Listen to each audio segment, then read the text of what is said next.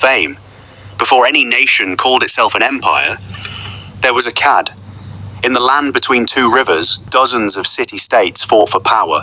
Kish, Uruk, Lagash, each ruled by its own king, none strong enough to rule them all.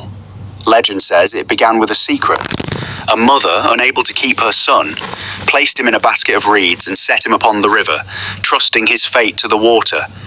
He was found by a humble gardener, who raised him not knowing that this child would one day reshape the world. The boy grew strong, working the soil, learning discipline, with no idea of the destiny that awaited him. Fate placed him in the royal court of Kish, serving as cupbearer to the king, close enough to power to understand it, and one day, to seize it. They say the goddess Ishtar favored him in a dream, a sign. Some believed that he was chosen for something greater. His name was Sargon, and he would not remain a servant for long. He built an army unlike any before it, organized, loyal, and ready to conquer. His first target, the very city he once served. Kish fell, and Sargon's rise had begun. Next came Uruk, the great city of legends, and it too could not withstand him.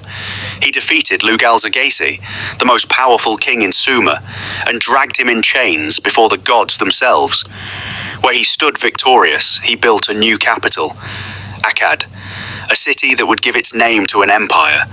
One by one, the independent city-states fell under his rule.